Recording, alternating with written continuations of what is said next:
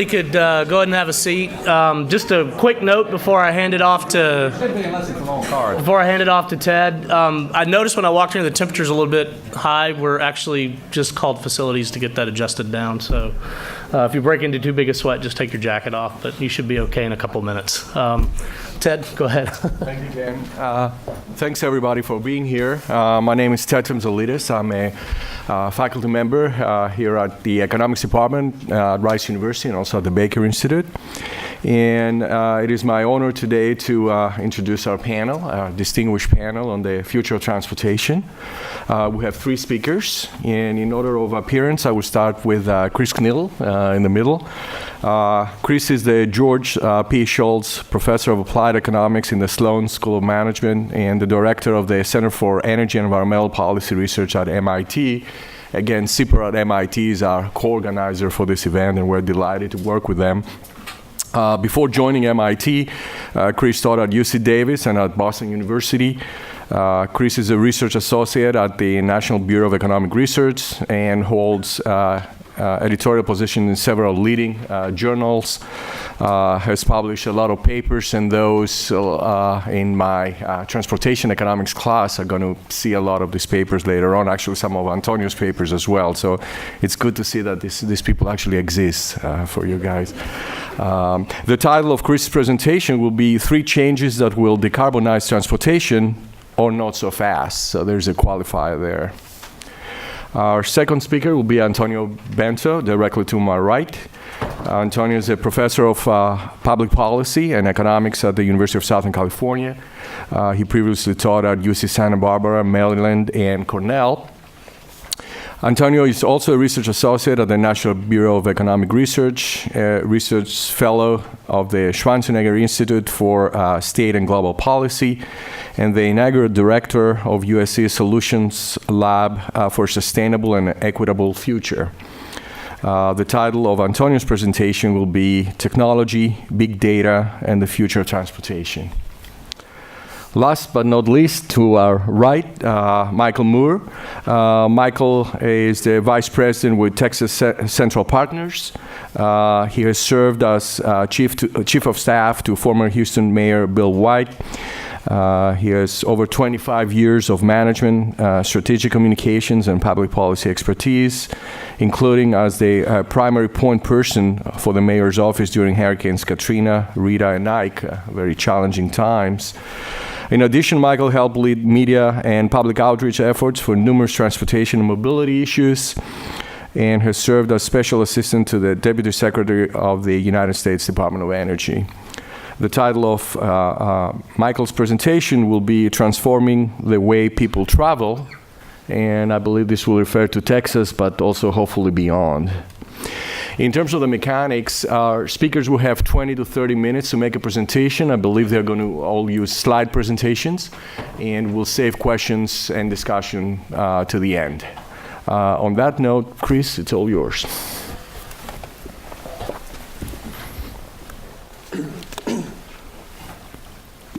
Great. Well, thank you for coming out. And I'd like to thank the Baker Institute and the Center for Energy Studies for co-organizing this event. So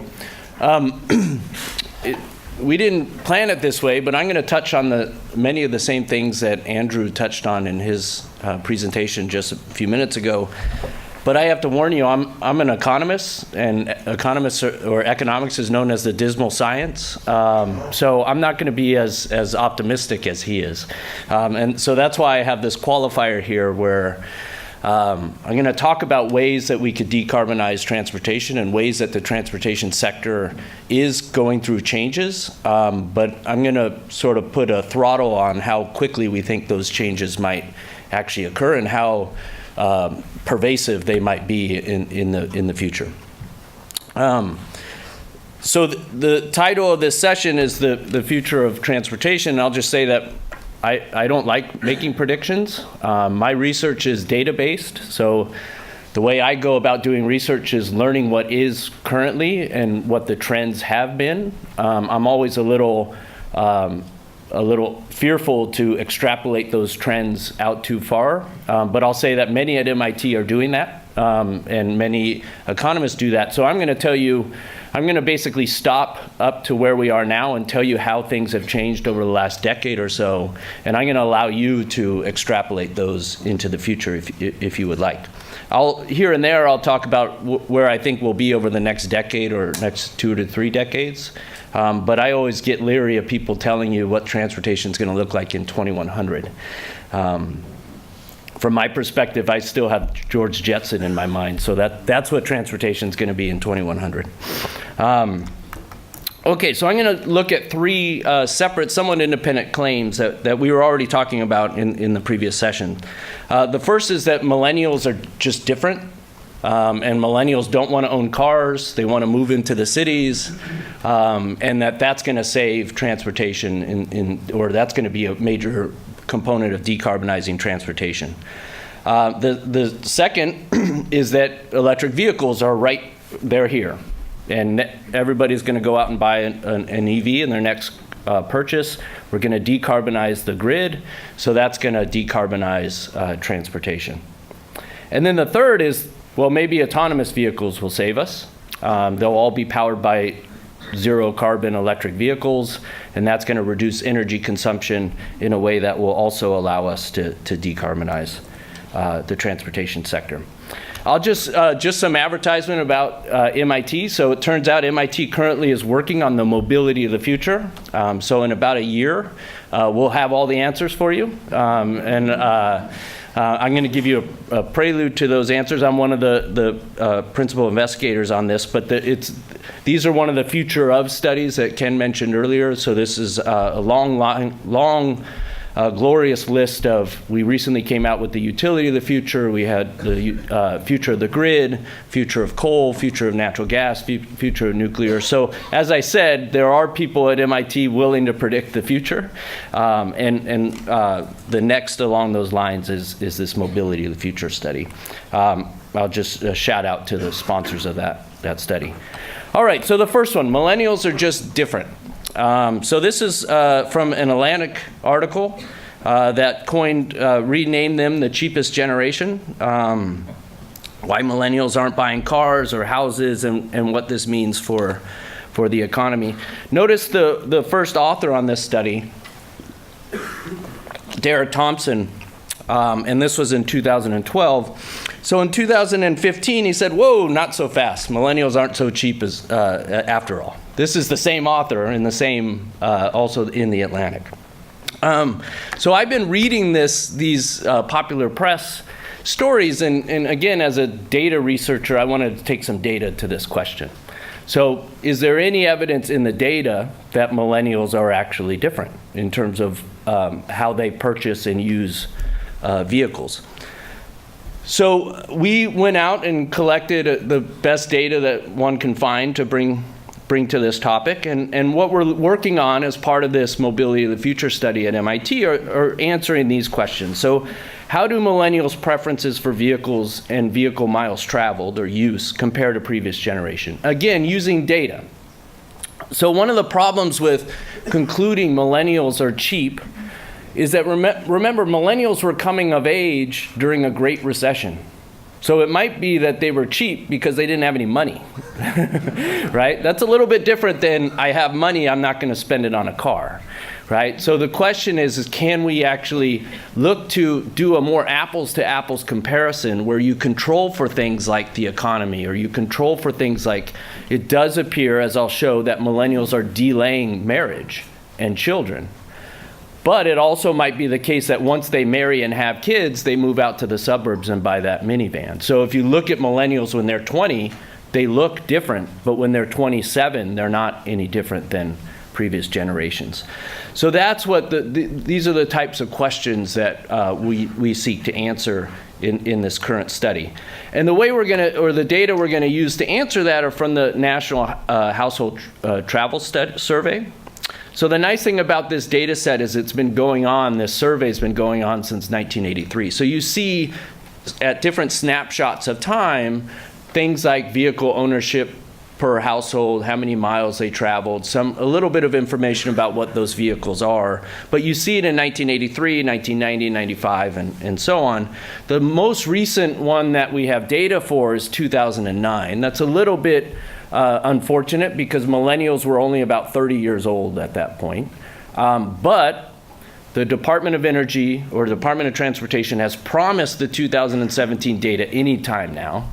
I'm sure they were working on it and then the government shut down and then they couldn't post it, but any day now we'll have another snapshot of time that will really help us nail down this question. So the results I'm going to show you, I want one major caveat is that they're subject to change once we get this extra survey. We do see information from the census and the American Community Survey on vehicle ownership all the way up to 2016. So at least on that dimension, vehicle ownership, we can go further into the lives of these millennials. So for a long time, I had no idea what a millennial was or whether or not there was this standard definition. So this is what I think how people define generation. So millennials are those born from 1980 to 1994. And it's a little scary to think that somebody born in 1994 actually can own a car. But if you think about it, they're of age.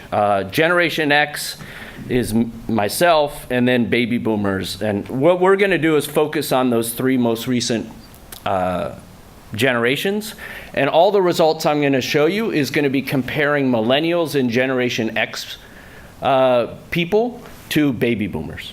So if you're a baby boomer, you're what we call the control group. You're what we're comparing to.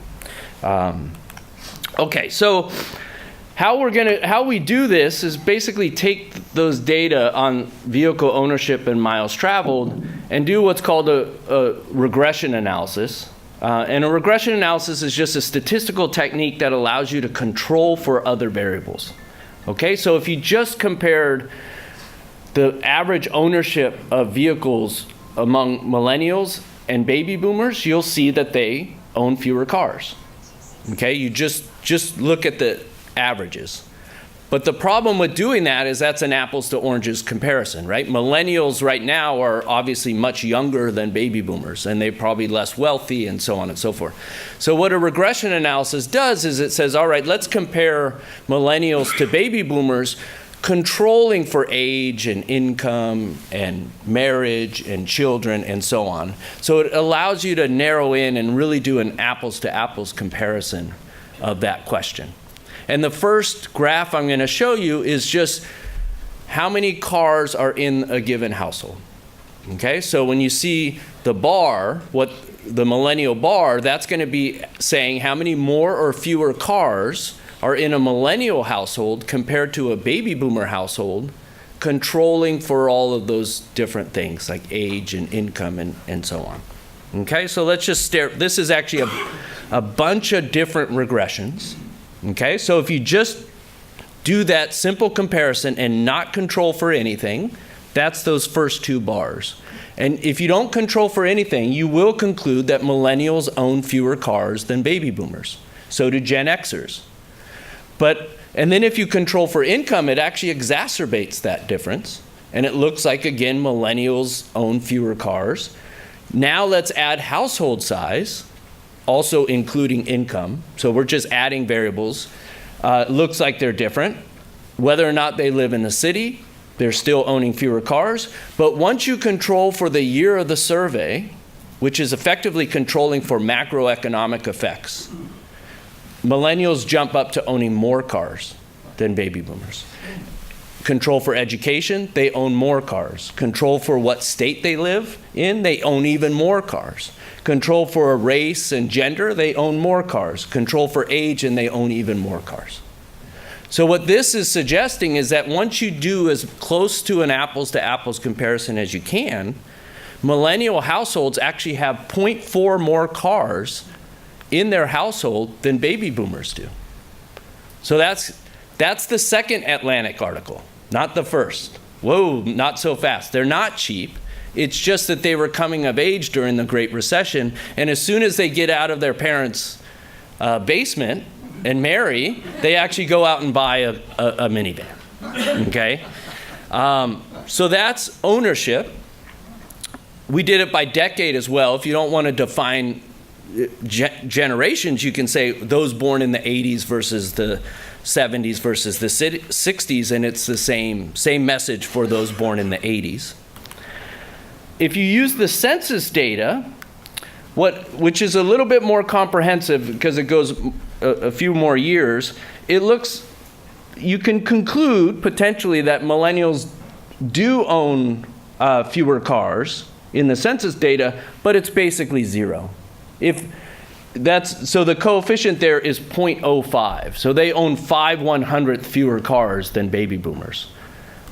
Even that, I think, is very counter to what the popular press is saying, right? So no matter what data set you use or how you cut the data, what it suggests is that millennials might actually be owning more cars than baby boomers. The worst case scenario is they're no different than baby boomers, okay? So again, I just provide a counterbalance to what you see in the popular press that's a little bit, what I would say, a little bit more rigorous analysis than just looking at the simple averages. If you look at miles traveled, again, it looks like they're no different. So the bar there is what we economists or statisticians call confidence intervals, and the point estimate is that they seem to drive fewer miles, but there's no statistical significance in that conclusion. So again, if anything, they're basically just look like baby boomers were once you control for certain factors. We've done this for as many countries as we can. Okay, we often are very U.S.-centric, but issues about vehicle ownership and energy demand is obviously an international issue. And there seems to be some evidence, at least in Europe, that European millennials might be a little bit different. But again, notice the size of the coefficient, right? So in Ireland, where we see the biggest impact, they're owning 0.07, so 7/100ths fewer cars than previous generations. That, again, is nowhere near what we're concluding, that they're all moving to the cities and taking Ubers and so on. That's not consistent with the data. It's also interesting to look at those other control variables and what do they imply. So the millennials, the coefficient on millennials, as I mentioned, that they own 0.4 more cars per household than other generations. When you move to a city, you do own fewer cars, as you would suggest. Higher income tends to increase the number of cars that you buy. Household size obviously increases the number of cars as well. And as you get older, you tend to buy or own more cars. So the one thing that we're doing right now that we haven't done is to look at these other life decisions that millennials have and how do those impact vehicle ownership through these other coefficients. For example, if millennials are actually all moving into cities, then that's going to have a countervailing effect, because although they want to own 0.4 more cars, if there's more of them in the city, then that's going to cut that coefficient in half, because the city effect is going to be to reduce cars by 0.2, right? And if they're delaying marriage or not having kids, that's going to reduce the household size, which will, through this other coefficient, reduce the number of cars. So that's why you're going to have to buy the Mobility of the Future study from MIT. This will be in that full analysis. It's free, by the way. That full analysis will be in the study. This is just marriage. So this is interesting. So this is using the census data and asking the question, at age 18 to 25, were millennials more or less likely to be married than previous generations? And they are 25% less likely to be married in that age group as baby boomers. Once they get to 26 and through 30, they're about 15% less likely. And then once they're at 31, they're now only about 5% less likely. So what that suggests is they're delaying that decision. There are 5% fewer people that are ever married by that point in time, but but as you continue that age, it sort of marches up to be close to zero. Okay, so what all of this says is that I'm not willing to go so far as of yet to say that millennials are going to save us in terms of decarbonizing the transportation sector. It's just not as consistent with the data as people seem to suggest. Let me more quickly go through point 2 and point 3. This point 2 is that EVs are here. Right? You heard Andrew. The next car he's going to buy is an electric vehicle. I've certainly test drove them, and I'll say the Tesla Model S is beautiful. It's fun to drive. It's 0 to 60 in 2 seconds. It's, the beauty of electric vehicles is that there's instant torque, right? So all of that torque is always available to you. So they are fun to drive and certainly exciting. Whether or not they can compete with the internal combustion engine for the everyday buyer is a different story. So the next graph I'm going to show you comes from a recent paper I published with 2 co-authors at the University of Chicago. And it's a fun paper. It's sort of meant for a general audience. And the title was, "Will We Ever Stop Using Fossil Fuels?" I don't know if you track academic literature, but usually there's a title and then a 100-word abstract that describes what the paper's all about. If we had an abstract, we do, but the real abstract was no. So I'll leave it to you to read the whole paper, but it basically goes through, as an economist would do, goes through the supply of fossil fuels. Will we ever run out of the supply of fossil fuels? And there you learn that this is a beautiful graph that's not in this. I'll just give you this anecdote to use at cocktail parties. But every year for the last 50 years, we've had 2.5% more oil available to us than the previous year, and 2.5% more natural gas available to us in the previous year. That's despite using a bunch of oil and natural gas. So what that's telling you is that every year, on average, there's some years where it levels off, but on average, we find 2.5% more oil than we use in that given year. That's remarkable, right? And if you graph it as how many years of oil or natural gas we have available to us, it's this very flat graph at 50. Every year we seem to have 50 years worth of oil and 50 years worth of natural gas available to us. Okay, and we have 100 years of coal available to us. So there's no evidence that we're going to just run out of oil, natural gas, and certainly coal anytime soon. But we might run out of the demand for oil or natural gas or coal. So we also do a very simple comparison, which just compares the cost of owning an electric vehicle with the cost of owning an internal combustion-based engine or vehicle, given these characteristics. So imagine you drive 15,000 miles a year. You have a 5% interest rate, so that means you discount the future by 5%. That your electric vehicle, if you buy it, uses 0.3 kilowatt hours per mile. That's what a Tesla S uses. You want to be able to drive 250 miles on a single charge or a single tank of gas. And let's give some of that maintenance savings that Andrew was talking about. Let's credit the electric vehicle $1,000 right up front. Okay? Now, you can quibble with that, and certainly the EV industry has pushed back on that and said it should be larger. I can give you the spreadsheet that generates the graph, so you can play around with that number. One thing I'll say that we seem to ignore about electric vehicles is at some point you have to dispose of that battery, and that's actually expensive. So although you're saving some maintenance over the life, all of a sudden at the very end of the battery, you have this huge maintenance cost. So I don't know how much of that over the life of the vehicle you should give. Also, there's a lot of disutility from an economist's perspective in terms of not having range anxiety, not being able to charge. It takes you on a level 3 charging station, it takes you 45 minutes, where it takes you 5 minutes to fill up your internal combustion engine.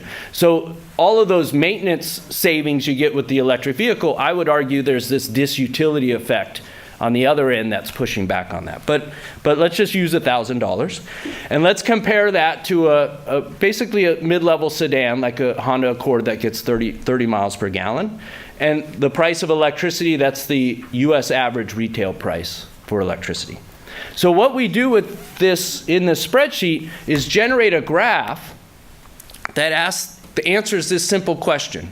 For every price of oil, what do battery costs have to be for these two cars to cost the same over their lives? Right? So if oil is $100 a barrel, what do battery costs have to be on a per kilowatt hour basis for the lifetime cost of driving the electric vehicle to be the same as the lifetime cost of driving the internal combustion engine vehicle? Okay, so that's the graph I'm about to show you. So what's interesting is it almost starts at the origin. It doesn't because of that $1,000 credit. And it effectively has a slope of almost 1. So if oil prices are $70, $70 is high these days, right? You need a battery cost. Let's see if I have that number. So I have $55. So let's do 55. If oil prices are $55, you need batteries to cost $72 a kilowatt hour. Okay? For these two cars to cost the same. Does anyone know how much battery costs are? So Elon Musk claims that he's building them at $150. And everyone thinks he's lying. Okay? I've talked to battery people in the industry. They think it's closer to $200 a kilowatt hour. So at $200 a kilowatt hour, you need oil to be about $200 a barrel for those two cars to cost the same. We are not there. Okay? Why is the Model 3 going to be sold at $42,000? One reason is Elon Musk is losing money on those cars. The other reason is there are regulations in place that force us to buy those cars effectively. So that creates this other market that Elon Musk makes money off of. For example, a few years ago, every Tesla S that Elon Musk sold generated $35,000 worth of what are called ZEV credits in California. So Toyota and GM and so on give Tesla $35,000 every time they sell a car. Right? So he can lose $35,000 on the car and still make money. Right? So all I'm saying is, I will say that we've made remarkable strides on the cost of batteries. Batteries a few years ago were probably $300 a kilowatt hour, and now they're $200 a kilowatt hour. So like the price of solar, they are falling. But what we shouldn't conclude is that we're there. And the DOE has a target for 2020 for battery costs to be $125 a kilowatt hour. We would need $100 oil for EVs to be cost competitive. Right? So we still have a ways to go. Okay? And maybe we'll make remarkable strides in the next few years, but we're not quite there yet. Okay, so what does this say? So one thing that came up during the question and answer period is I don't think we are going to jump to pure electric vehicles anytime soon. What we're going to do is jump to what are called plug-in hybrids. So the hard part of an electric vehicle is if you just have pure electricity, you need a huge battery. That Model S has an 85 kilowatt hour or 100 kilowatt hour battery. At $150, you're spending $15,000 just for the battery in that car. What a plug-in hybrid does is it sizes the battery to allow you to go 20 miles or 30 miles, not 250 miles, but 30 miles on electricity. And then if you need more, you switch over to an onboard smaller internal combustion engine. So it is true, as Andrew said, that that's not fully desirable because now you have two drivetrains and it's a little bit less efficient from an engineering perspective. But it's more economically efficient because you don't have to spend $15,000 on a battery. You only have to spend $2,000 on a battery. And you'll never run out of electricity because you have the internal combustion engine. So there's no range anxiety. If you can always charge it at home. And 80% of our trips are under 30 miles. So 80% of the time you'll be just driving on electricity, but you'll still have that engine there to back you up. My hunch, if I had to guess, that we'll be in plug-in hybrids for the next few decades. And what that represents is more of a marginal incremental increase in fuel economy. Okay. Last thing, and I'm probably running out of time, is autonomous vehicles. So I'll be quick here because it's not my research and I only like to talk about my stuff.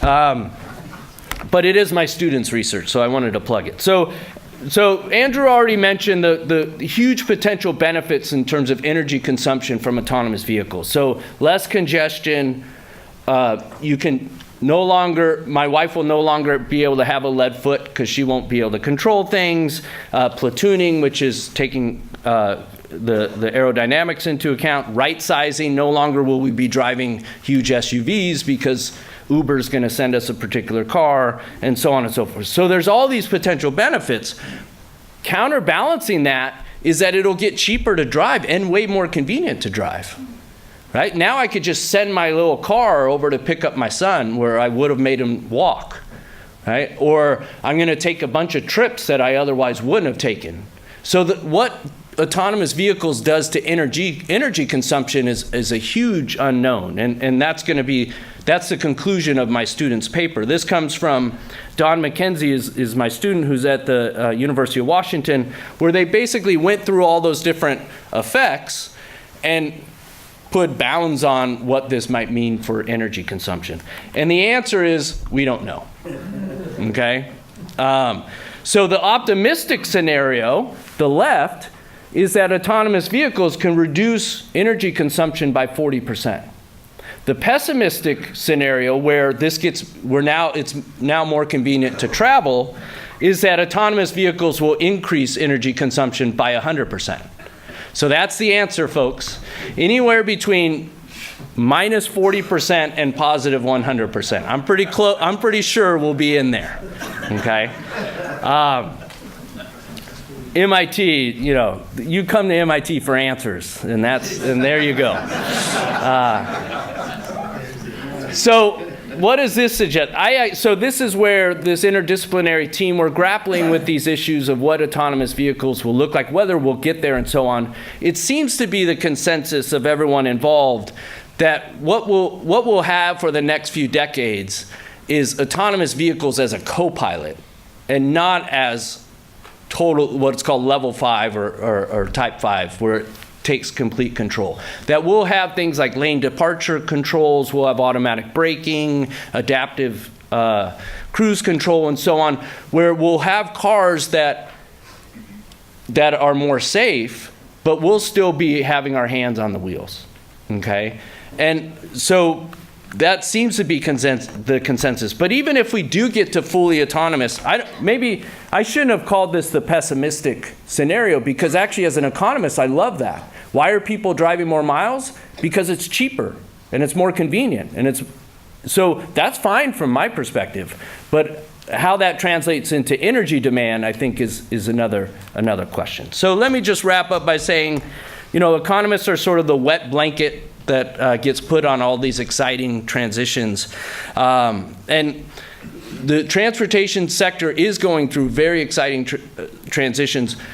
My work suggests, however, that a lot of that technological advance is probably not going to be put into taking driving away from us or pure electric vehicles and so on, but will be used for welfare enhancing things like driving more miles or more horsepower, more weight, and so on.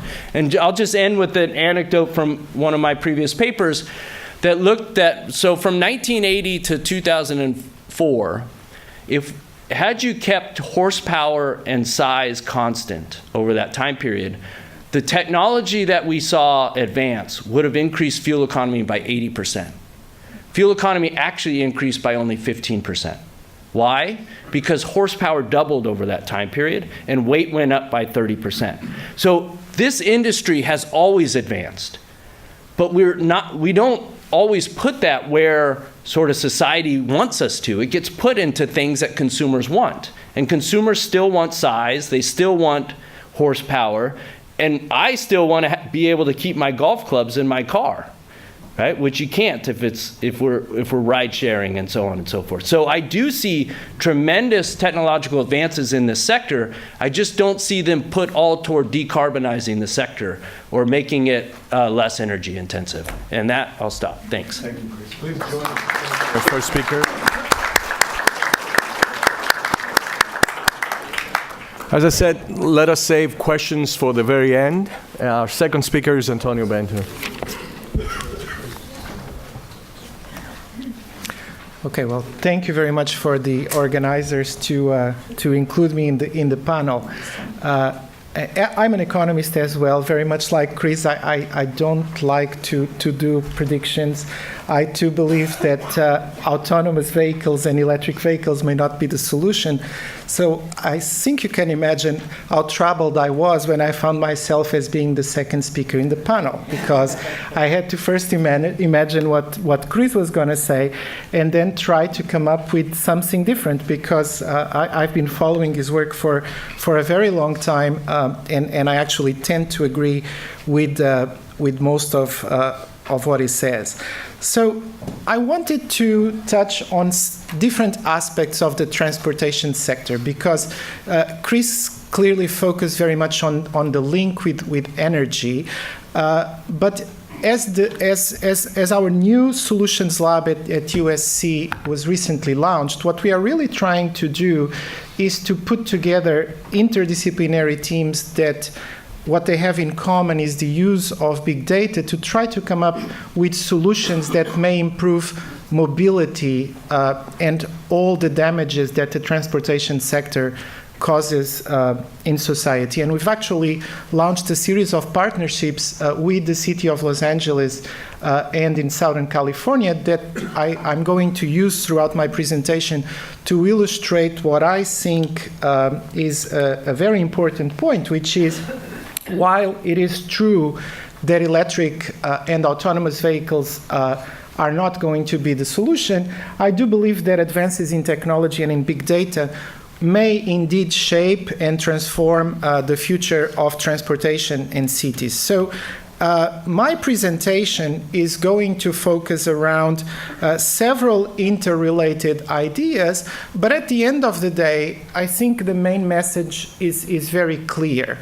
As economists, when we look at the transportation sector, the first thing that we like to point is, as we go back to our individual decisions, it's important to realize that when we make decisions on the vehicle that we purchase and how much we use that vehicle, we typically ignore the consequences that our decisions impose on others. Economists often call that externalities, and it's precisely because we typically do not account for the external costs that us collectively are generating through our transportation decisions, that there may be a role for public policy. And so I believe that technology and big data can shape and transform the future of transportation in cities to the extent that this additional information that is now available to policymakers could actually allow us to design smarter public policy to address many of the challenges that the sector poses. And so the first one is, I really believe that big data can help us starting to tackling congestion in cities. And to make this point, I'm actually going to rely on a recent study that we have conducted in the Solutions Lab that actually studies the express lanes in Los Angeles to make the point that as big data becomes available, we can now start pricing infrastructure close to real time, allowing us actually to understand the determinants of driving decisions and perhaps reallocate agents across different hours of the day or throughout the entire transportation infrastructure. Another example is, of course, we are starting to do real-time pricing for parking, which, if you believe that at different points and times of the day there are different levels of demand for parking, given a fixed amount of parking supply, you could actually solve the problem, and the consequence is, of course, that perhaps cruising in downtown areas starts reducing because you've optimized this problem. And so as a consequence, you may believe that there could be both congestion and pollution reduction benefits. Having said all of this, it's going to be obvious as we proceed that even with all this technology and with all this big data, still very limited progress has been made in terms of more comprehensive congestion pricing. So I will, in a minute, get deeper into this point, but this is my general first theme.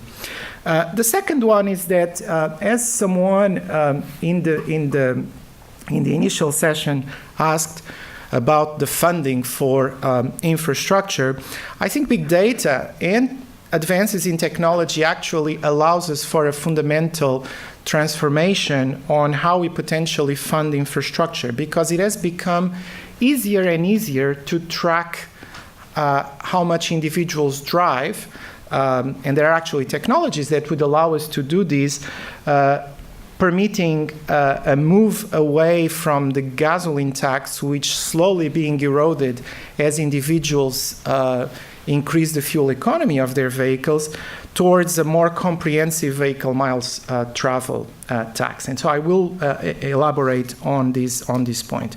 For these first 2 points, actually, I have a lot of evidence.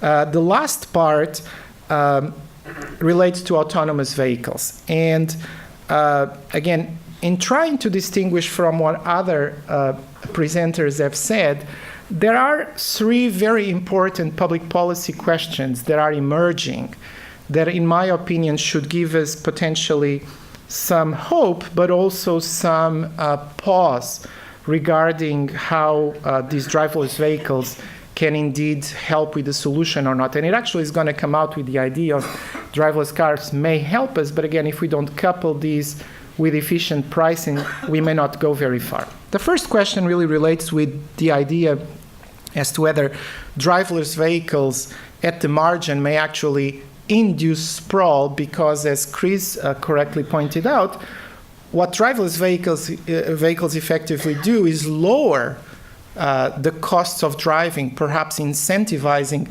individuals to move farther away from a potential city center.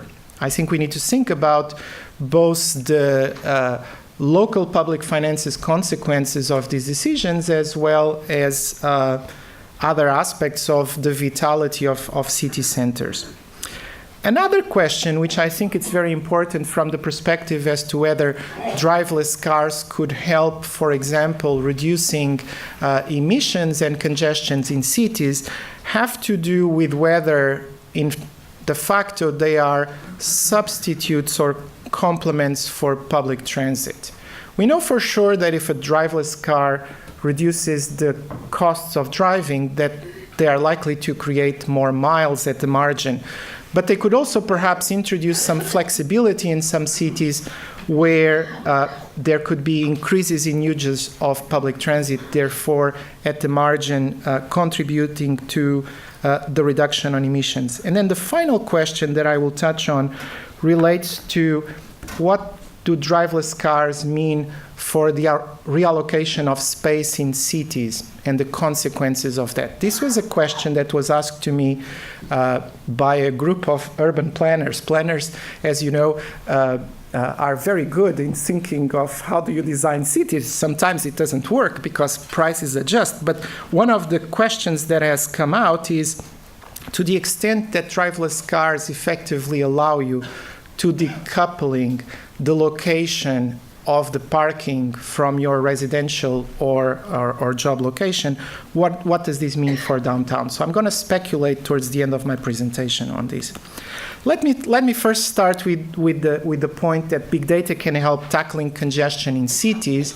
And to do that, I'm going to give you a brief overview of the Express Lanes program in California because it's a very good example of how, with the use of sensors that effectively track speed and flows in most freeways, one could start thinking about how to price corridors. And so this was a program that was launched in 2013, and the goal of the program was really to, first of all, raise funds to cover the operating costs of the corridor, but also to increase the throughput of vehicles that pass through the corridor. Because of big data and because in real time you could track speed and flow and essentially send this information back to the agency that is setting up the price, for the first time, actually, one could start thinking about prices that look almost as close to dynamic real-time pricing. And in fact, prices that to a certain extent may adjust in such real time, giving some assurance to the driver that if you enter these lanes, the speed will never drop below a certain threshold. As you will see in a second, this is actually going to be quite interesting because if indeed you are on your journey to work and you are about to be late, perhaps you can take advantage of a program like this, enter into an express lane, and essentially save the amount of time that you need just to arrive at your destination in time. This was a very interesting program also because, unlike other express lane programs, the corridor was actually divided into multiple entry and exits, allowing essentially individuals to purchase just a portion of the corridor that they need. Here you can see, I want to make 2 points. First of all, these are, in the case of the 110, it's a corridor that goes towards downtown. The little dots are the sensors that are placed under the lanes, and those sensors effectively measure, as I said, in real time speed and flow. And then, as you can see, there are multiple entry and exits, WT1, WTO2, essentially allow you, if you are, for whatever reason, either your kids gave you trouble at breakfast and you left already late, or maybe you actually left at your usual time, but there was an accident. And so as you are arriving at this location, you now have an opportunity to enter a lane that may, by securing you a certain speed, give you just the time that you need. So this is an example of how you work with big data. And in fact, what we do is we use confidential data of all the users of these lanes that have transponders. They have to enter these lanes, you have to have a transponder.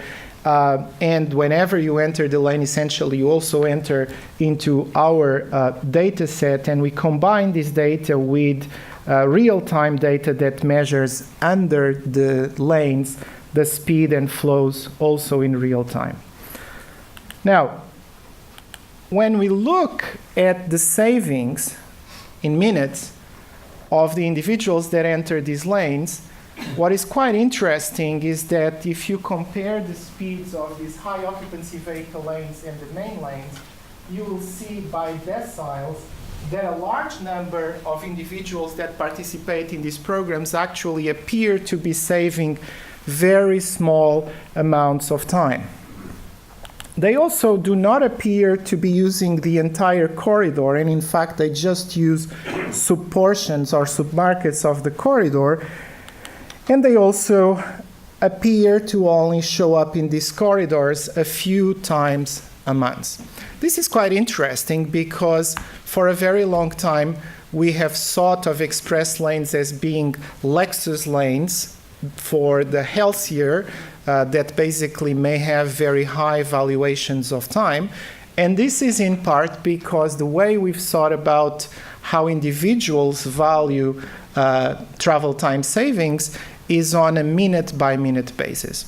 What that means is that if I ask you, what is your willingness to pay to save 1 minute from 10 a.m. to 9:59, that value from basic economic theory should be the exact same one as if I ask you how much you're willing to pay to save a minute from 9:01 to 9 o'clock. Well, it turns out that in practice, individuals have a variety of schedule constraints. And so if we were to believe that individuals value travel time savings the way I described, then we would calculate by dividing the toll they pay with the minutes they save, you would see that on an hourly basis, it would appear that they have an insanely high valuation of time. In fact, for individuals to have willingness to pay for travel time savings in the order of $2,000, their annual wage would have to be several million dollars, which, you might believe that we have some users like that in LA, but certainly not all of them. So what's going on here? What's going on here is that if you plot on an hourly basis the willingness to pay against travel time differences between the main line and these high occupancy vehicle lanes, it appears that a very large portion of the individuals have incredibly high valuations. Furthermore, this curve is far from a flat line that would suggest that if individuals are valuing travel time savings on a minute-per-minute basis, irrespective of the situation that they find themselves in, you would have expected to see an horizontal line. Well, big data allows you to conclude that if you can price corridors in real time, essentially assuring that individuals can purchase, if you wish, insurance for arriving on time, what the study suggests is that individuals are revealing what we call preferences for urgency. In other words, I do not want to enter an express lane if I don't have a schedule constraint, because maybe I don't value that much the times that I would save. Maybe I would have time to read the newspaper or whatever, but it's not very consequential to me.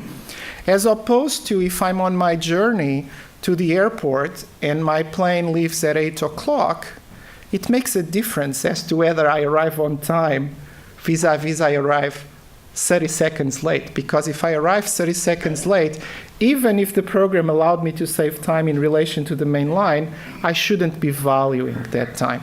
And this is exactly what this study suggests, that when you look at users, you will see bumps around the hour, essentially allowing individuals to take advantage of these programs and reroute themselves.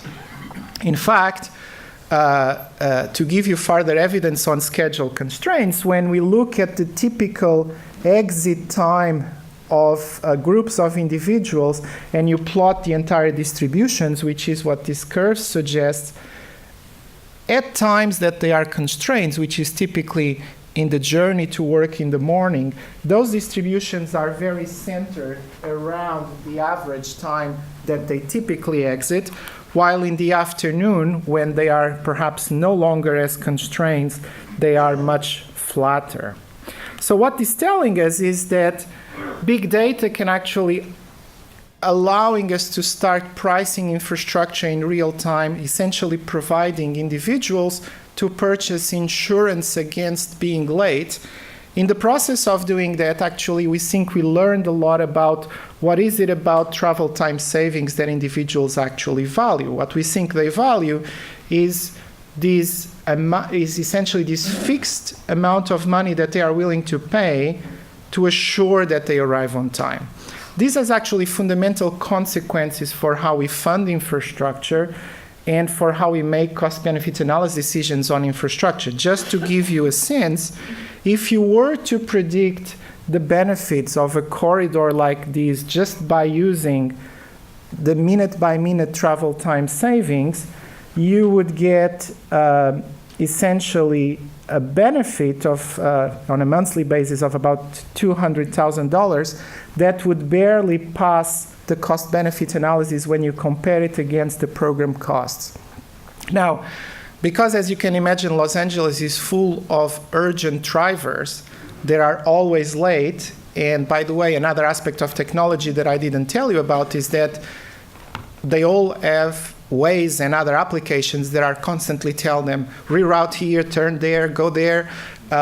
And it is precisely because I think of this revolution in data on the demand side that makes your delay much more salient, coupled with the big data that the agency can now use to design the pricing, that then allows you to extract much larger revenues on these types of infrastructures, but also generate benefits for those that enter into these programs.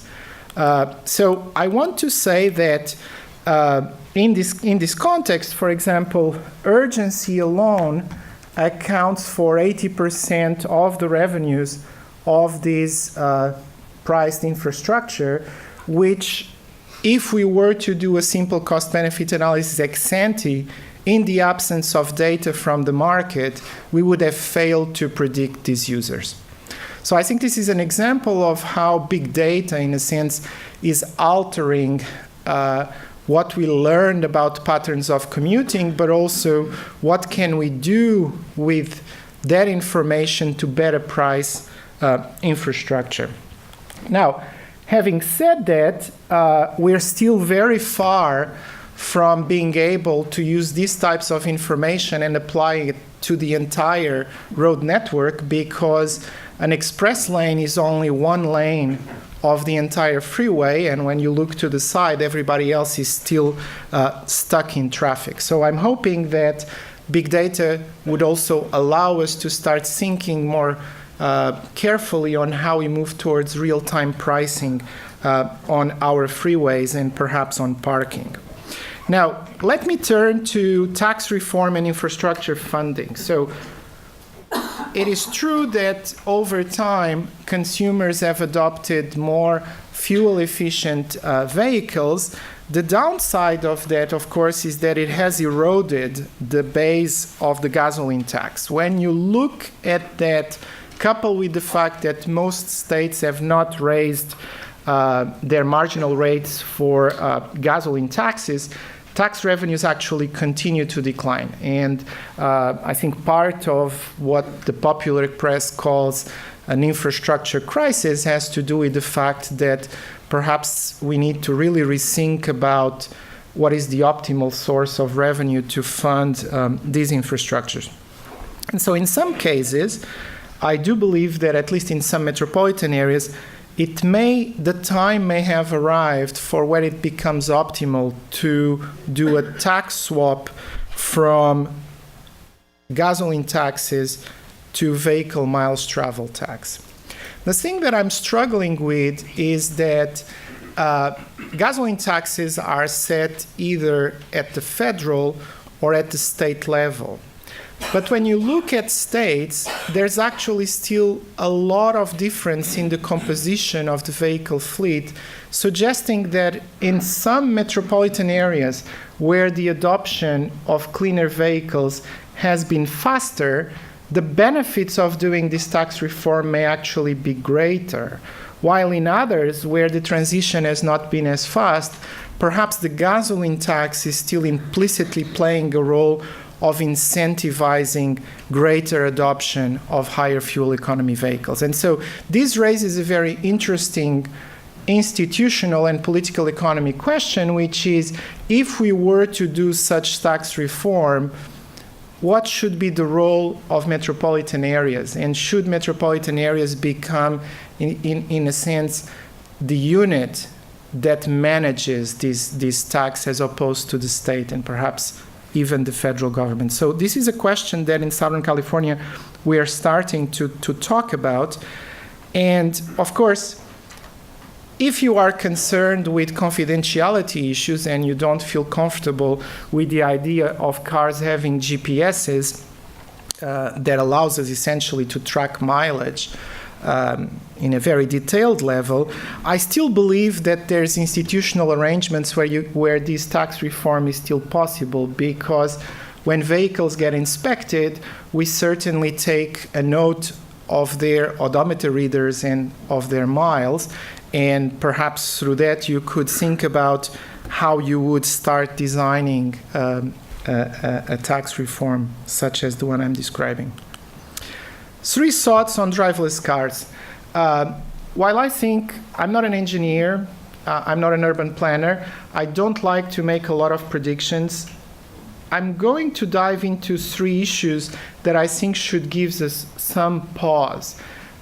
Again, in the absence of pricing, the external costs of congestion and air pollution that vehicles generate, we need to ask ourselves, are these driverless cars really going to help as much as we think? And I'm very concerned that there are certain aspects of economic adjustments of agents that we are not considering very careful.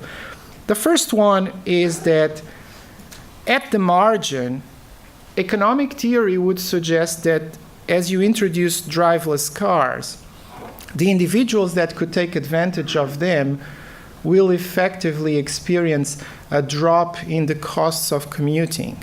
Well, that could allow them to relocate farther into the suburbs, effectively increasing the levels of suburban sprawl. To the extent that there are other failures related to suburban sprawl that you may be concerned about, I think there could be a series of unintended consequences here.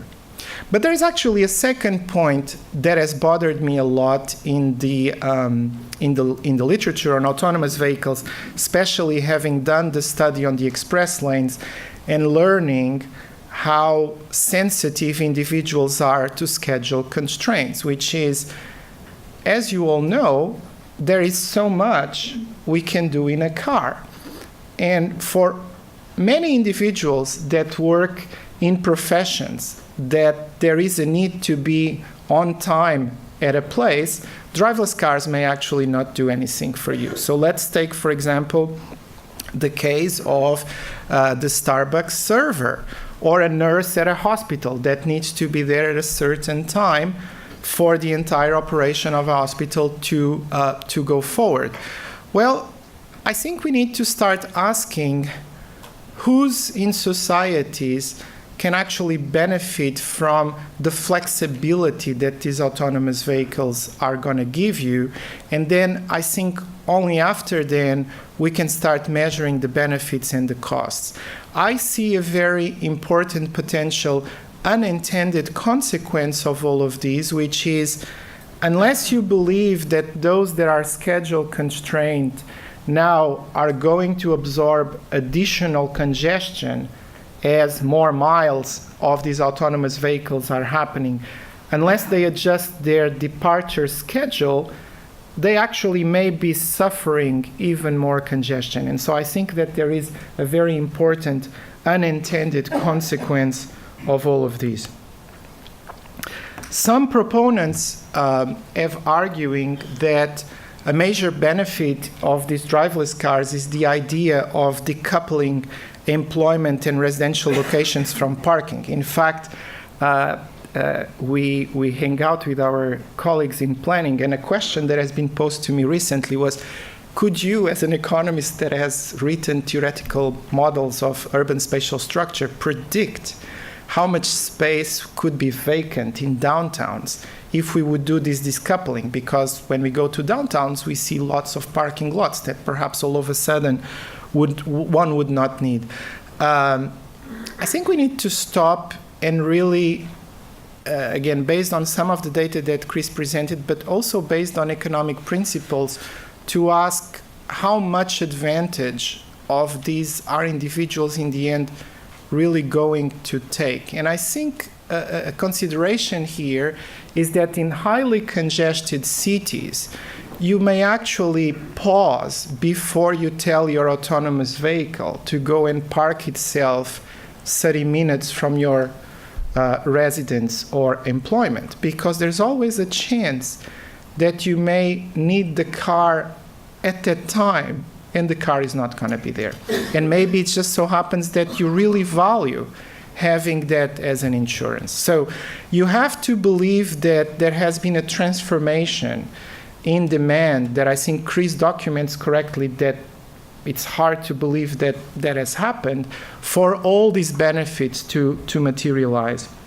So if individuals are risk averse and if they have preferences for urgency, perhaps this dream that we're going to vacant all the parking lots in downtowns and start booming downtowns with new operations may not happen as fast as we may think. I think the same goes to the idea that individuals will get rid of their cars and starting using car sharing services. I don't think that there is any empirical evidence that suggests that's the case.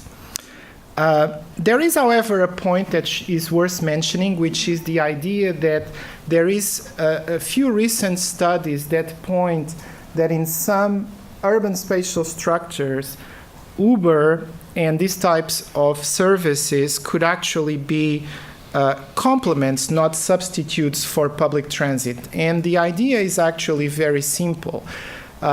Uber could help you solve what is often called either the first mile or the last mile problem. So, for example, if before these services the distance to the station was above a certain threshold that made you less likely to use, perhaps these services now offer you that flexibility. If that is the case, you could start argue that there may be some potential benefits, but again, economists have shown over and over again that if the argument is built on the idea that you're displacing cars that were on the freeways and people are now taking public transit, unless you price the freeways to begin with, other cars will take that space.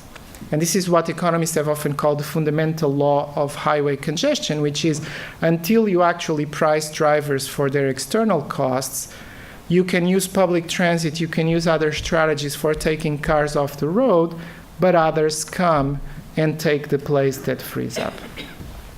And then I think that's basically it. So I think my conclusion is that these technologies, this big data can provide passes forward, but I think unless you couple them with the idea that we have a fundamental problem with the transportation sector, which is that we are not pricing individuals for the full costs of driving, including the costs that they impose on others through congestion, including the costs on local air pollution, including the costs on safety, including the costs on greenhouse gas emissions.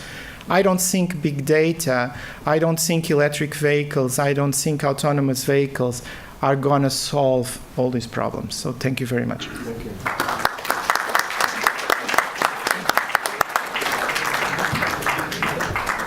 Moving from California back to Texas and from cars to trains, Michael? Great. A lot of talk about electric vehicles. I get to talk about one of the fastest, most efficient, proven technologies that's out there today that we're bringing to Texas. And I want to correct my friend Ken here, is that it's not a proposal, it's coming to Texas. It's happening. How we got here. This is a transformative project that's going to transform not only the way people get from Houston to Dallas, but it's going to end up transforming the way people travel around the United States. We had a number of our founders who are still with the company, investors, that were traveling the world and traveling on high-speed trains everywhere they went. They came back and they said, why don't we have any in the United States? They put a plan together, a study together, got it funded, and studied all the city pairs in the United States on what the best place would be to put a high-speed rail. There were 97 city pairs studied, and the number one city pair came to the top is Houston and Dallas. And it's simple. Very simple reasons why that. It's flat. It's flat. There's a good business climate in Texas. There are 6.8 million people on one end up in the Dallas area, about 6.7 million people in the Houston area, and the population is going to double. Texas is supposed to double in the next, 35 years, 30 years? And that doubling is going to happen all east of I-35. The big determining factor was it was in the sweet spot of travel. Any less than 3 hours, you're going to drive. Any more than 3.5, 4 hours, you're going to fly. Dallas right now is 3 to 3.5 hours. TxDOT is predicting that travel time is going to inch up to 6 hours in the future.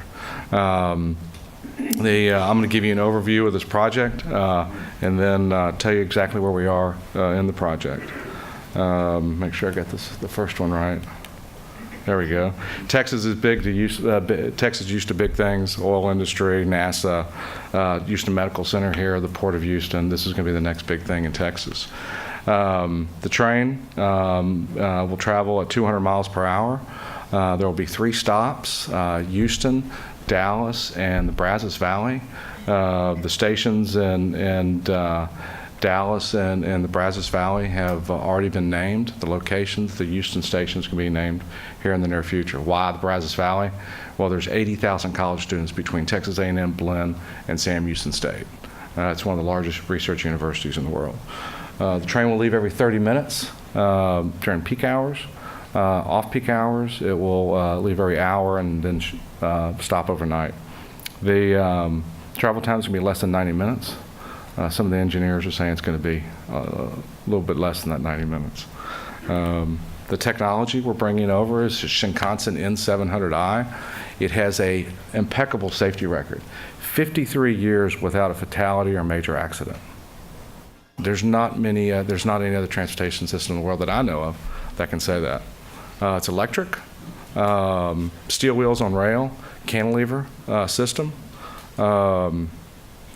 The Japan Central Railway, during one of their average annual delay is less than 1 minute. The mountain doesn't come with the train. We are bringing the entire system. We're not just bringing a train set. There's going to be one lane, one track going north, one track going south. Grades separated. And they're going to supersize the train for Texas. In Japan, it's 2 seats on one side, 3 on the other. It's going to be 2 and 2. ADA compliable. You'll be able to put a wheelchair up and down the middle aisle. And as you can see, the platform is right on the edge of the train, so wheelchairs will just be able to roll on. Why this train? Well, it's reliable, convenient, comfortable, and productive. We like to joke with those who bill by the hour that they're going to be able to figure out how to bill 2 hours, an hour and a half trip. The variable pricing based on demand. You buy it 4 months ahead of time at an odd hour, you can pay a lot less. You pay closer to the day of travel, business travel, you're going to pay more like a plane flight. 400 seats every 30 minutes. It fits in all urban and rural environments. As you can see, that bottom left photo is a viaduct. Over 50% of the route will be on viaduct. The other will be that earthen berm.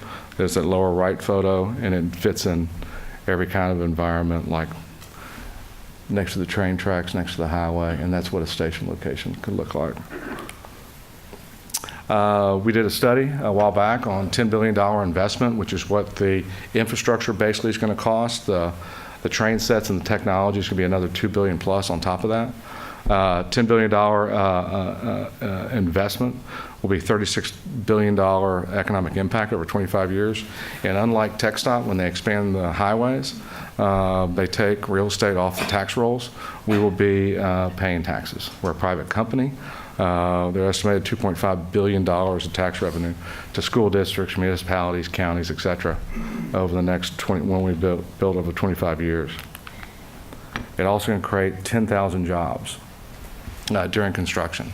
Construction window is going to be about 5 years, so that's 10,000 jobs each year, and 1,000 full-time jobs during operation. That does not include the associated jobs that are built around all the development that's going to happen around the stations. Huge project. 10 million cubic yards of concrete. That's 3 times the amount of concrete that was used when they built Hoover Dam. 1,100 miles of rail, 215 turnouts, more than 1.4 million concrete railroad ties, and again, the number of jobs. Why? It's easy. Population growth and traffic congestion, like I mentioned earlier. We need alternatives. The recent, I'll talk a little bit more in a second about the draft environmental impact statement that came out from the FRA, but they're predicting it's going to take 14,630 cars off the road, and I think that's a conservative number, each day.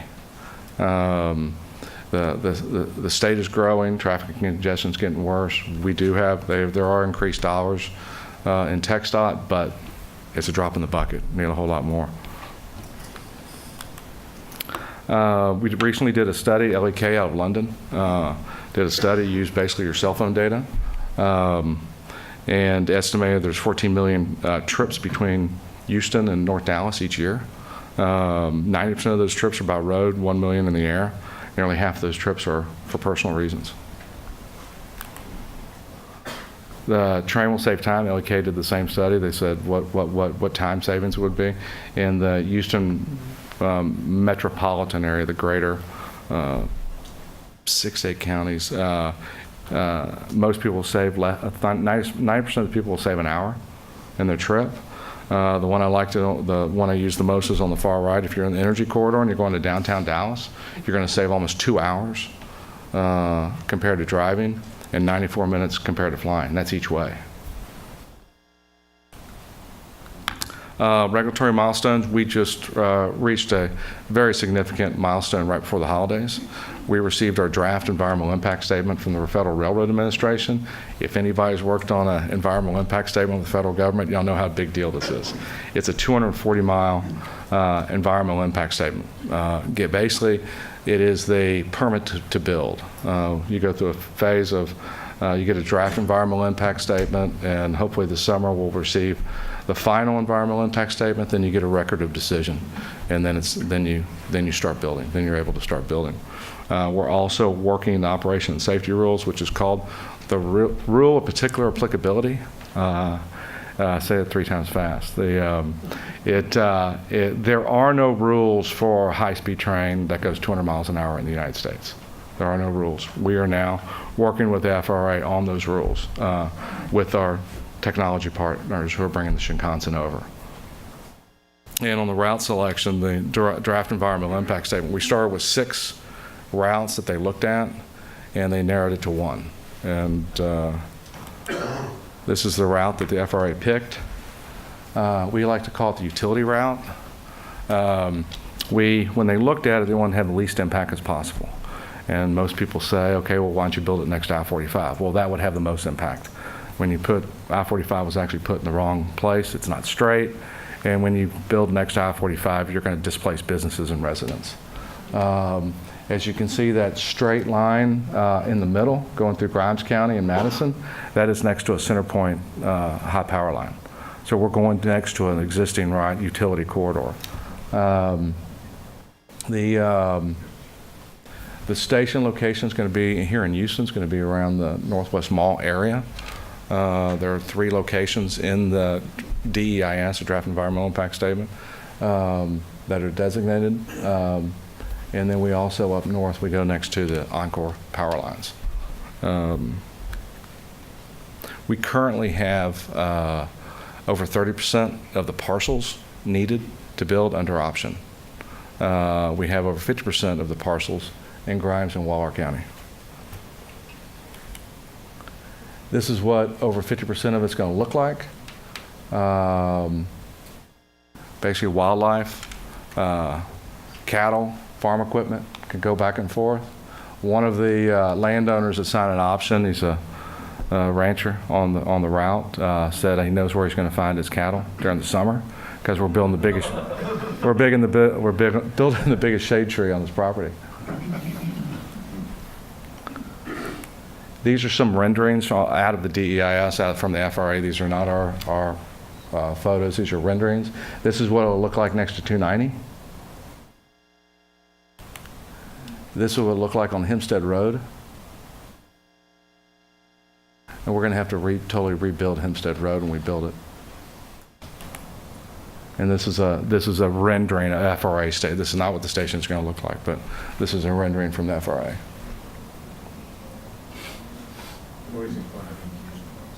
What's that? station in Houston. It's going to be around the Northwest Mall area. We have not announced it. We've announced the Dallas. We've announced the one in Brazos Valley, but this one we still have to announce. It will be soon. This is the Tokyo station. Imagine what the Northwest Mall area can look like. We're expecting total redevelopment in that entire area. Businesses, we've already heard from offices and businesses that they'll relocate they have offices in Dallas or Houston, that they'll relocate their offices to be close to the station. It's going to be passive security, like there is on the East Coast. You show up at the station, get your cup of coffee, you walk on the train. If you miss the train and there's a seat on the next one, you get on that one. Supporters and partners throughout the state, business. We like to keep adding supporters and partners. We had 28 bills were filed in the last legislative session to try to either slow us down or stop us. 2 bills passed that we were okay with. We ended up changing the language.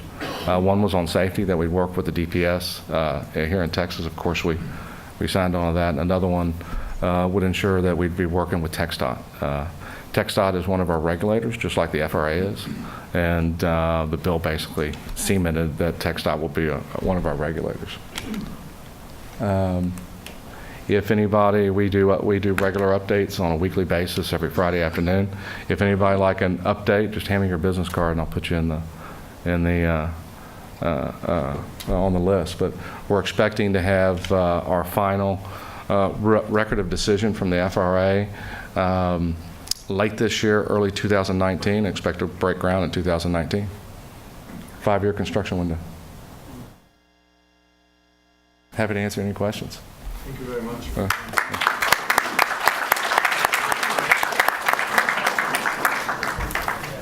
All right, we heard about many diverse topics. I expect there will be many questions.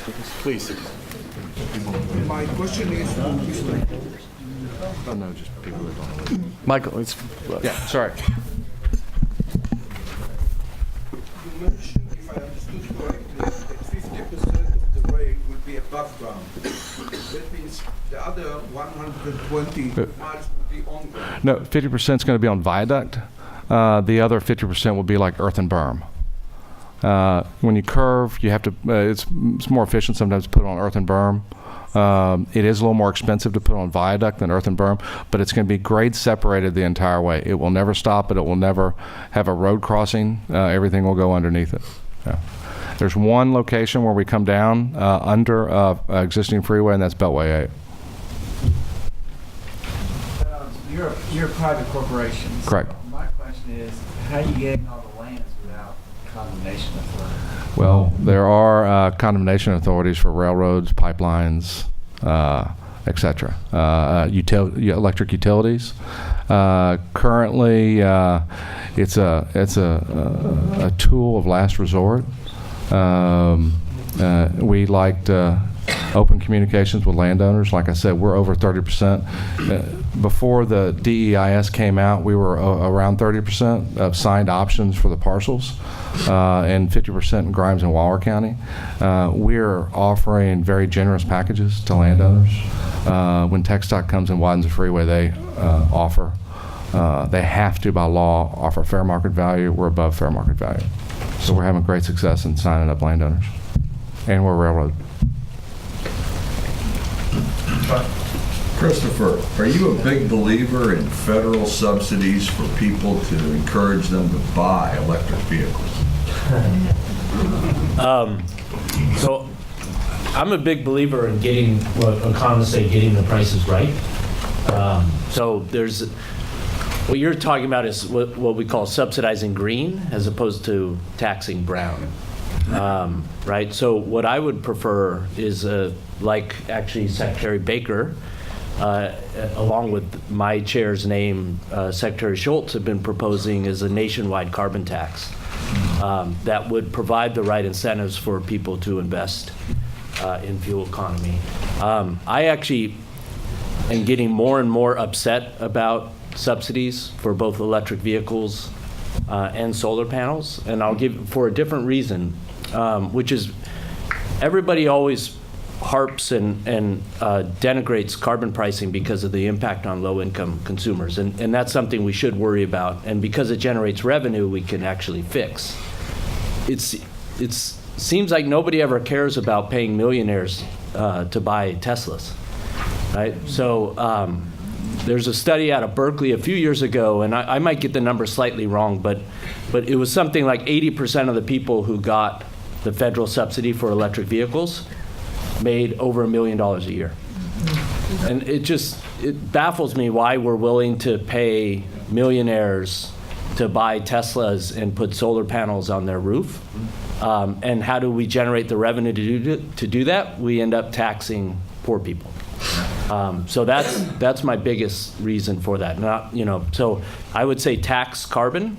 In fact, my license plate is tax CO2. It's not a joke. I have the proof to show it. And then you don't have to worry about subsidizing these alternative vehicles. Here in the front. Yes, we heard quite a bit about driverless cars, but during the transition, there's going to be another technology that I believe is going to play a very important role, and that's the vehicle-to-infrastructure and the Internet of Things. So basically, people still driving their cars, but getting a monitor that tells them what to do. Do you have a comment on what do you believe the influence of that technology is going to be? Yeah, I'll let Antonio take most of that, just because that's, only because that's big data, and that will allow us to price routes correctly. And it's that little app on my phone, Waze, has saved me 15 minutes on average each way to work. And so I think there's huge potential benefits. Again, not just necessarily from an energy perspective, and Antonio hit on this too, is that, economists care about welfare, right? So suburban sprawl because of autonomous vehicles isn't necessarily a bad thing.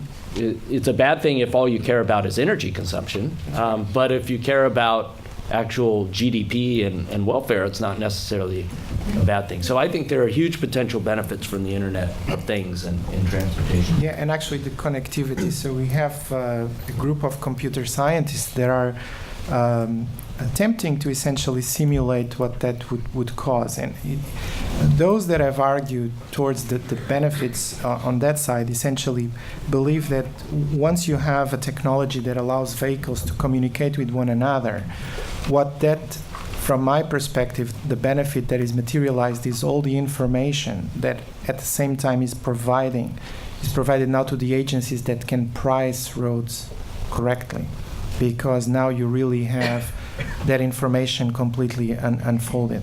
But again, I want to underscore and stress it over and over again, the point I was trying to make.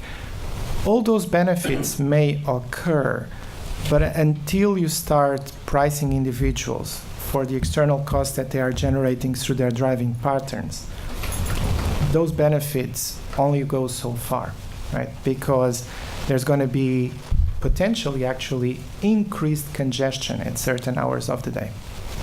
So you have to believe that these benefits from connectivity are going to be so large that they would undo additional miles on a fixed network. Okay. Then the gentleman in the back. So I have a question for each one of you, more of a comment for Chris, but Chris, I loved your presentation. It actually reminded me of a conversation I had with one of my graduate students 4 years ago, who didn't own a car, and you just sort of put this bubble around this group of individuals, this millennial sort of classification. He got his first job and he got a signing bonus. First thing he did when he came in, he said, "I bought a Ford F-150." So I just sort of chuckled. But when you were talking, it reminded me of that. Antonio, one thing I don't think you really addressed in your presentation was really goes back to price responsiveness when you do congestion pricing. Because you did mention using pricing congestion as a potential way to finance infrastructure. But if consumers are highly price responsive, then that sort of erodes that potential base. So I wonder if you've looked at that and if you could comment on that. And then before you do, Michael, the one thing I want you to address is what's been your biggest challenge? So, Antonio, go ahead. Okay, so I think you're absolutely right, because we have to separate what is that we are trying to accomplish here. My point was not so much, when I was talking about the tax reform point, was not so much about externality correcting instruments, but actually think about from a gross efficiency, what is the most efficient instrument to fund infrastructure moving forward. So in doing that comparison, I think you need to ask yourselves, how do individuals respond to increases in the marginal rate of a gasoline tax vis-a-vis increases in the marginal rate of a vehicle miles travel tax, right? And so that's the response that could erode the base. And then the other aspect that I think erodes more or less the base, it depends on how elastic these vehicle miles travel is, depending in certain aspects of urban spatial structure that may allow for substitution, say towards other means of transportation that at the margin reduce vehicle miles travel. I don't think that there's been very careful studies yet doing these comparisons. But I do believe that we have arrived at a point where the tax base for gasoline is indeed eroding. I mean, there's been several recent studies that have demonstrated that. And so at a minimum, we need to ask ourselves, should we consider a reform where we move away from a gasoline tax towards a vehicle miles travel tax? Because what I see the appeal of a vehicle miles travel tax is that, in a sense, it's going to be a broader base tax because it would apply to the entire fleet independent of fuel economy. Okay? Michael? Probably the two major things are the regulatory process. We were hoping to have our draft environmental impact statement out 2016. We got it in 2017. That's a year late. We're a private company. That's cost us money. We paid for our own millions and millions of dollars, paid for our own draft environmental impact statement. The Federal Railroad Administration produced it, but we ended up paying for it. So regulatory process and communication of what it is. We're a new technology coming to Texas and the United States. It's a proven technology. It's quiet. It's fast. It's efficient. It goes by in 5 seconds. If you're 400 feet from it, you don't even hear it. If you're 50 feet from it, it's a very, very loud hairdryer, and it goes by in 5 seconds. And so communicating what it is, what the new technology is. And then, we understand the people's property and their land is important. And bringing a new transportation system to Texas. Texas was built on rail. I mean, there's more miles of rail in Texas than any other state in the country.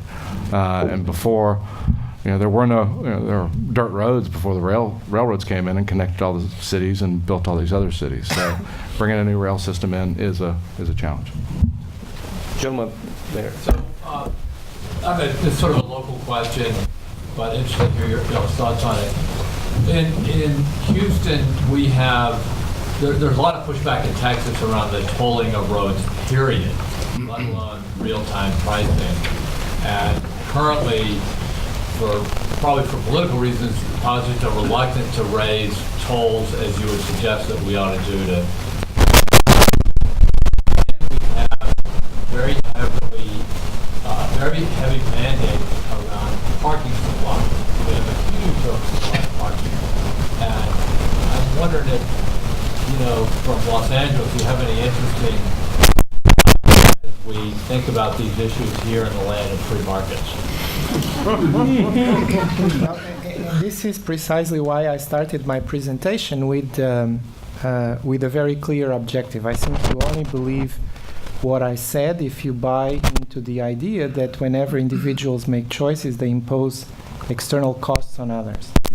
If you believe that, then you have a rationale independent on your political orientation, independent on your feelings, independent on any kind of belief for public policy intervention. So that's the answer. Now, I think that there is a deeper question here, which is, both with respect to parking and with respect to tolling, the reality is that we look over and over again, and I think, again, we're not putting sufficient emphasis on how much the costs of congestion are really starting to hit the productivity of certain cities. And so I think you're absolutely right when you say that that in the context of parking, historically, we have subsidized parking. I think even before we move towards real-time pricing in parking, we ought to think about, the underlying subsidies that have been provided for parking that I think have caused much of the consequences that we see now. And then with respect to tolls, I would say the following. I think even in California, we may be very far from arriving at what economists would call a first best approach to dealing with congestion, which would be to price the entire network, right, at the external cost of congestion. In fact, I remember many years ago when I moved to California and I went for a meeting, someone said to me, "Oh, Mr. Bento, you're obviously from Portugal. Here in California, we call our roads freeways, and there's a reason. It's because they are free." So I think we've gone a long way in terms of pointing the benefits of some of these types of projects.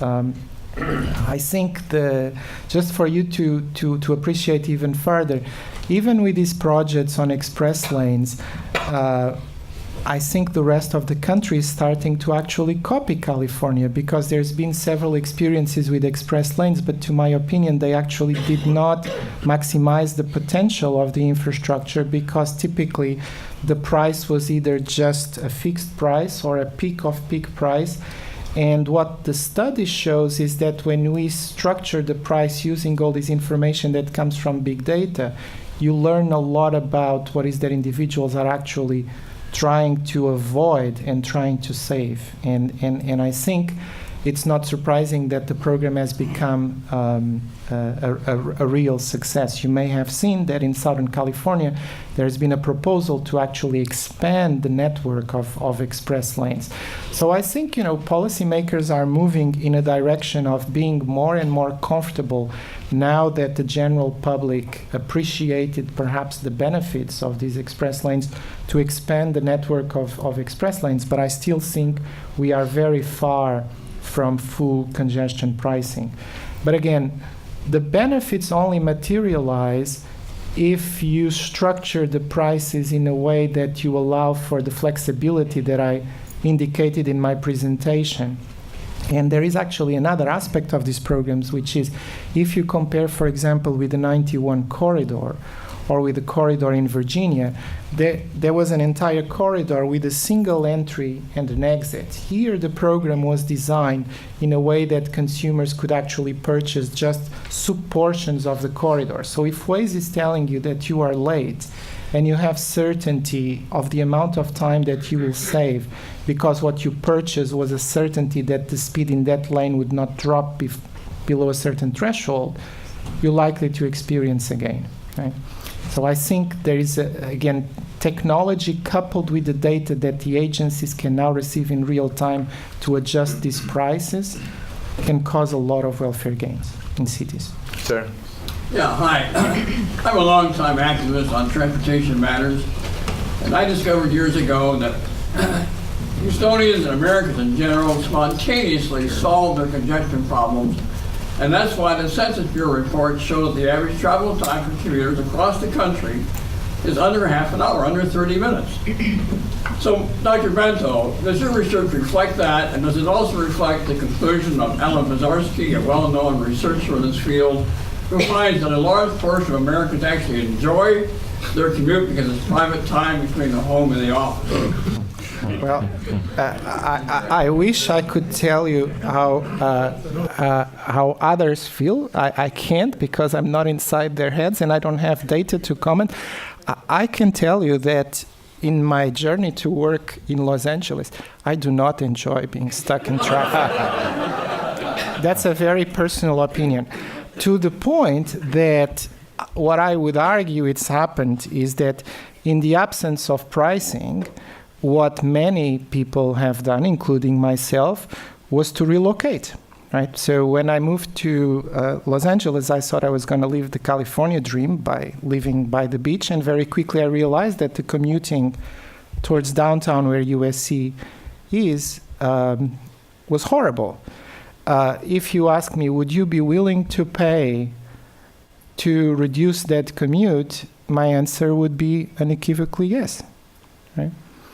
And I think I want to go back to some aspect that Chris mentioned before when talking about carbon taxes, which I too agree, is that much of the fear of congestion pricing has also to do with the incidence and the idea that lower income individuals may be disproportionately affected, either because they are living farther away from their point of destination, and because they have lower income, and so this could be a regressive tax. Well, again, if you do these programs correctly, you could recycle the revenues in a way that you could actually compensate those groups and actually make the program potentially progressive. So I think when we talk about taxes, whether it's carbon taxes, congestion taxes, I actually like to call them fees.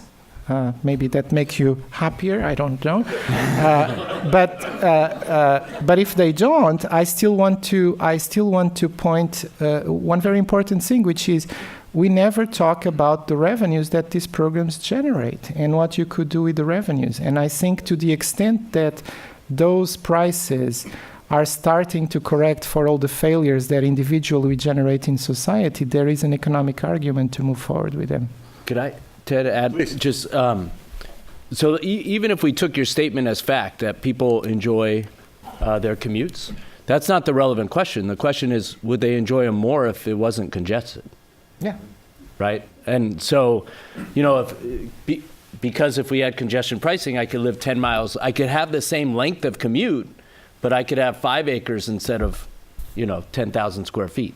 And then just quickly, I love the land of free markets comment, and I'll try to be provocative here as the Yankee from Massachusetts. Although I own an F-150, I lived in Houston for a year, and I have family in Abilene, so I've got some Texas street cred.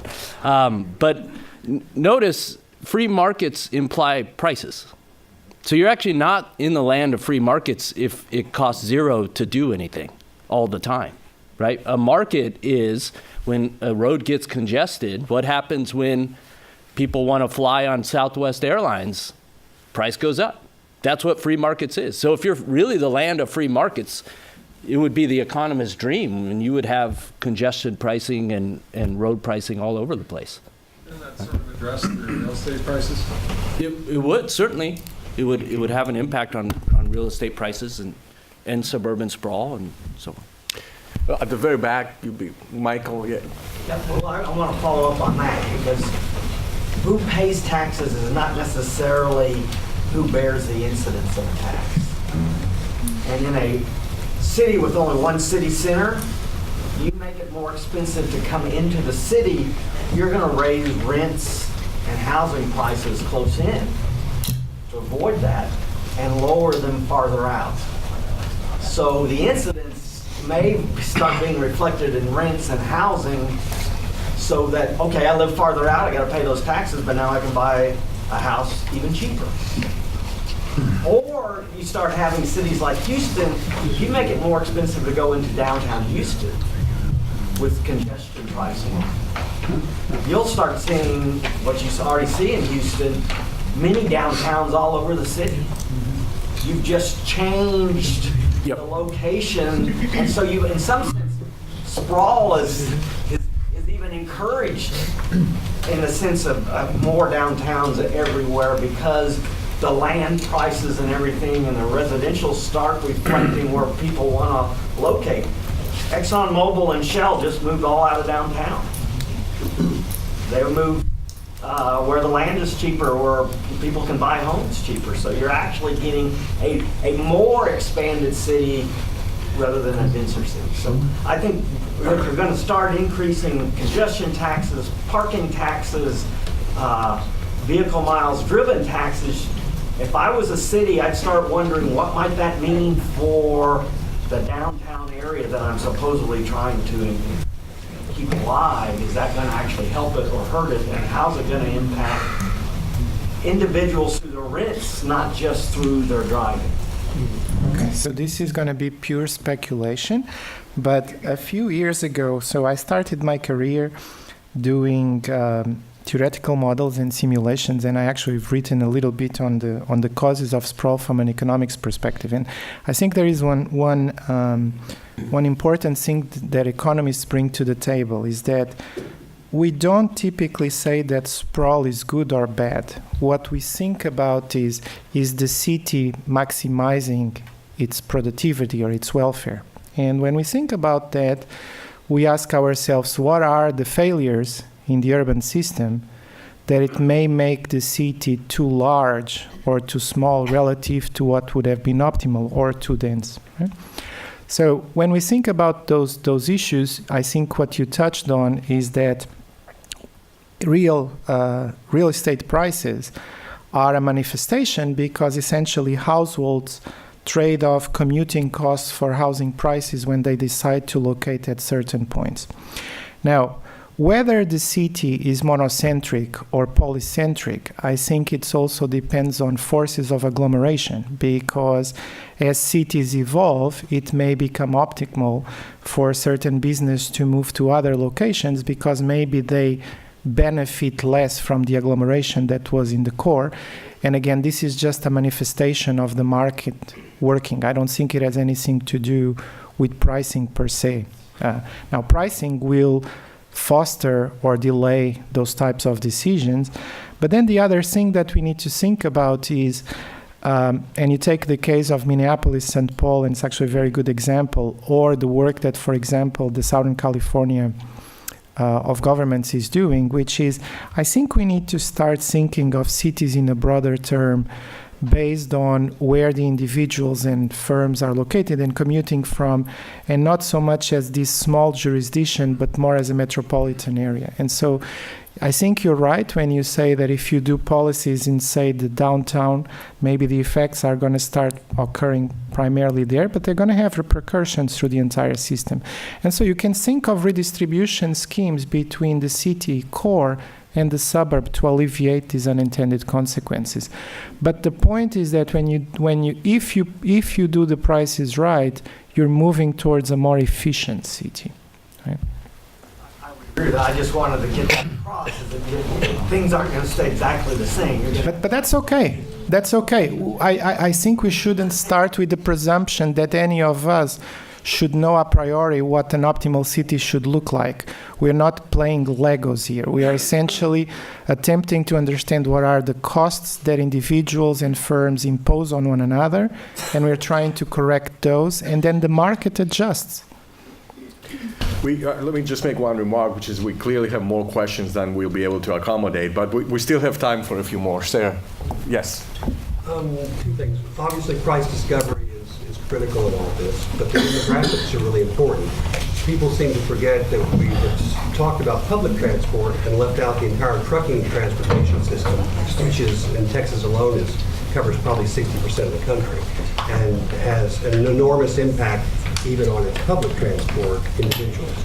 And apart from individual differences and choices, because I may choose not to wait, I want my car because I have to leave, or I don't know if my meeting is 20 minutes or 2.5 hours.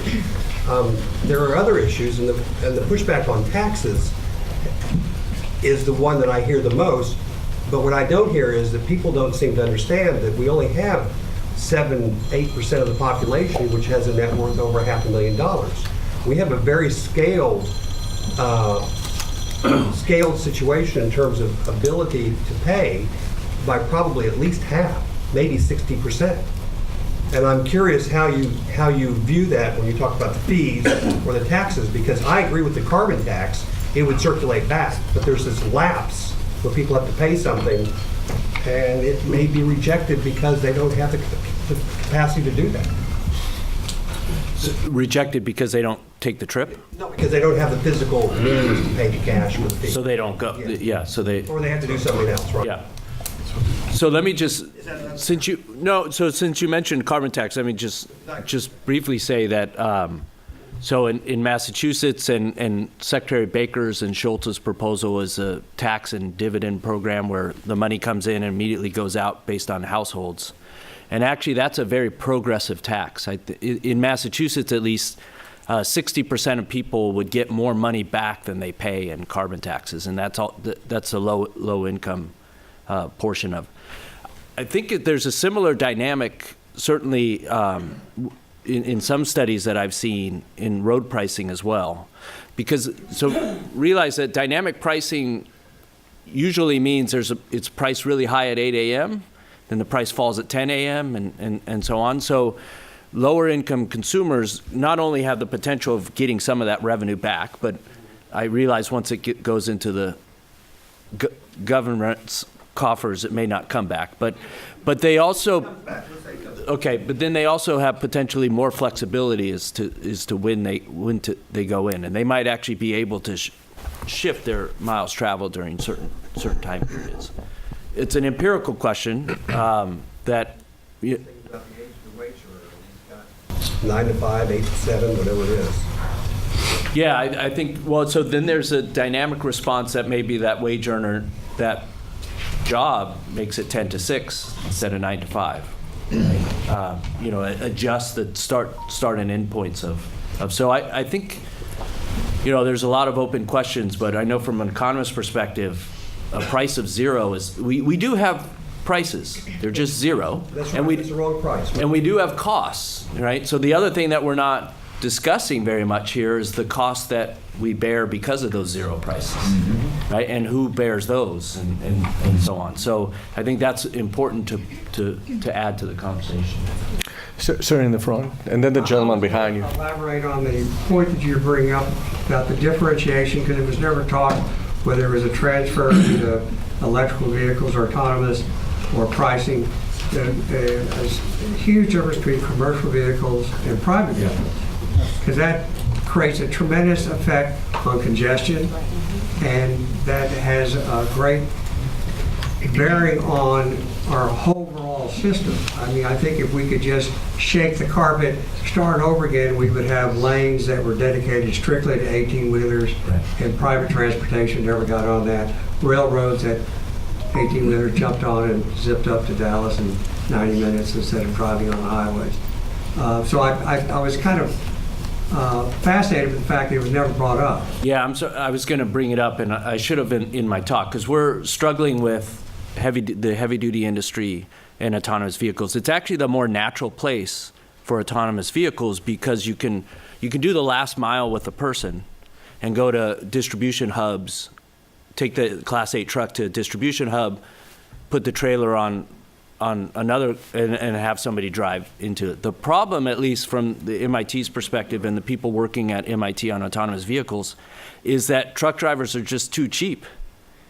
Right? Is that they're cheap and efficient, and well, but all I'm saying is that the numbers suggest, and this isn't my work, and I can give you the name of the people working on this. The numbers suggest that the actual costs associated with making autonomous Class 8 trucks are higher than the cost of paying somebody to drive the truck. Whereas that may not be the case in light duty. So I actually think from an engineering perspective, heavy duty is the first place you would see autonomous vehicles, but from a cost perspective, it doesn't look like that's suggested by the numbers. Yeah, and in this just one point on this is actually quite important. So in the solutions lab, and of course because we are in Southern California, the freight sector is very much now under our radar, and you may have noticed that when it comes to prices, actually the Port of LA and Long Beach have launched a very interesting program that is called Pier Pass. Pier Pass was precisely to attempt to avoid bottlenecks and congestion in the entrance to the port, and it basically It's a fee that varies throughout the hours of the day to actually incentivize trucks to come at off-peak hours.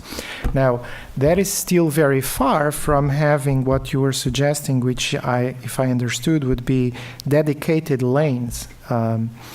But it's a step in the right direction. Now, it turns out, if you look at the studies that are coming out of the Keck Medical School and the Preventive Medicine Group, I actually think that this also has a tremendous potential in terms of health benefits, because along those corridors, towards LAX, towards the port of LA and Long Beach, the diesel consumption of the freight transport has certainly caused major impacts, including cancer clusters, to be precise.